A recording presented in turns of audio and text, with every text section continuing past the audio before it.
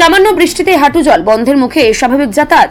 দীর্ঘদিন ধরেই জল জমে থাকা রাস্তায় স্থায়ী সমস্যার সমাধান না হওয়ায় এবার পথ অবরোধে বসলেন যান চালক ও স্থানীয় বাসিন্দারা। মঙ্গলবার সকাল থেকে বাইখোরা মুহুরীপুর সড়ক অবরোধ করে বিক্ষোভ দেখানো হয়। কুশারঘাট এলাকায়, দক্ষিণ ত্রিপুরার কুশারঘাট এলাকায় সামান্য বৃষ্টি হলেই জলমগ্ন হয়ে পড়ছে বাইখোরা থেকে মুহুরীপুর যাওয়ার প্রধান সড়ক। ফলে প্রতিদিন চরম ভোগান্তির শিকার হচ্ছেন সাধারণ মানুষ, যান চালক ও স্কুল পড়ুয়া ছাত্রছাত্রীরা। স্থানীয় যান চালকের অভিযোগ, রাস্তার উপর দীর্ঘ সময় জল জমে থাকায় একের পর এক গাড়ি বিকল হয়ে যাচ্ছে। বহুবার স্থানীয় জনপ্রতিনিধি ও প্রশাসনকে জানানো হলেও সমস্যার কোনো স্থায়ী সমাধান হয়নি।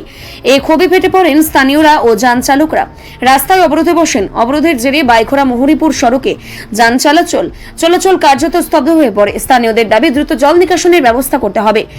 অন্তত স্থায়ীভাবে পাইপ বসিয়ে বা পাম্প মেশিন ব্যবহার করেই জমি থেকে জল সরানোর উদ্যোগ নেওয়া হোক।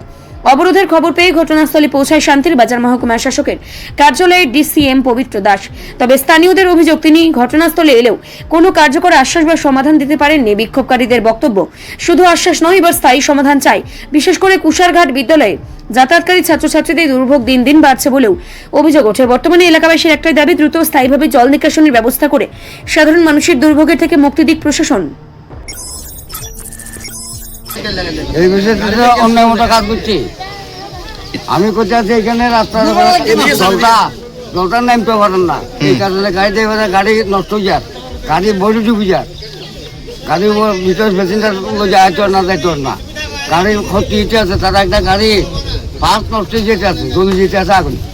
আচ্ছা, এটা কালভারটা এটা খুলে দেন। এটা মানে কত মাস বা কত দিন ধরে এটা হয়েছে? 2 বছরের মতো চলে এই অবস্থা। এখনো পর্যন্ত কোনো আধিকারিক বা কোনো কথা আইয়ে না, কোনো কথা সাহা না, শুনিয়ে না। দলের ভিত্তিতে সাথে আমরা এটা কি কয়েছে, আমাদের প্রধান মেম্বার হইতে লইয়া সবাই এরিয়াতে আছে, কারোর কোনো উদ্যোগ আমরা দেখতে পাচ্ছি না। তো ওই কারণে আমরা স্ট্যান্ডার্ড শ্রমিক ভাইয়েরা গাড়ি ঘোড়া চালাতে অসুবিধা হচ্ছে। তো সবাই মিলে আজকে এখানে আমরা একত্রিত হয়েছি। বাইকরা থেকে মুহুরীপুর যে রোডটা, তার মাঝে কুশারঘাট এরিয়া। তো ওখানে আমরা সবাই মিলিত হয়েছি।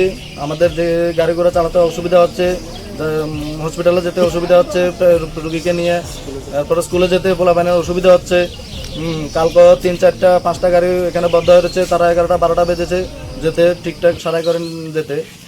তো আমাদের দাবি এখান থেকে যে এখানে যে জল জমে ওটা নিষ্কাশনের ব্যবস্থা করার জন্য। তো ওটা যদি ব্যবস্থা না করে তাহলে আমাদের অবরোধ এভাবে চলতে থাকবে অনির্দিষ্টকালের জন্য। তারা যদি ইমিডিয়েটলি এই সারাই কাজটা না করে দেয় তাহলে আমাদের অবরোধ চলছে। গাড়ি চলার রাস্তাটা মানে ওটা তো ও যে রাস্তা বাইকরা থেকে মুহুরীপুর যে রাস্তা, ওটার জন্য আমরা অ্যাপ্লিকেশন দিয়েছি, বলছে ওটা রাস্তাটা হবে। এই রাস্তা এখনো পর্যন্ত হয়নি। একটু কদ্দুর কাজ করেছে আমাদের বাসতলী এরিয়া প্লাস কুশারঘাট স্কুল এরিয়াতে, একটু কদ্দুর কাজ ধরেছে, আবার বন্ধ করে রেখেছে। কি কারণ কি আশেপাশে ওটা তো আমরা জানি না।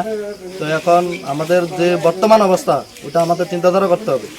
কাজ ধরছে এখন কি জন্য বলতে, এটা তো আমরা জানি না। প্রধানের বাড়ির সামনে তো এটা রাস্তা, প্রধান মেম্বারের বাড়ির সামনে এই অবস্থা। প্রধান মেম্বারের চোখে দেখে না। প্রধান মেম্বার যদি চোখে দেখতো তাহলে এটা তো নিষ্কাশন করতো। আমাদের প্রধানের নাম প্রধান না, উপপ্রধান, তার নাম হচ্ছে ইন্দ্রজিৎ দেবনাথ।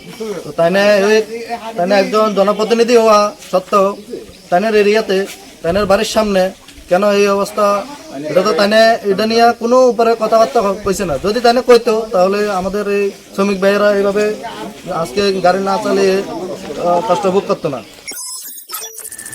রিপোর্ট সংবাদ প্রতীক্ষা।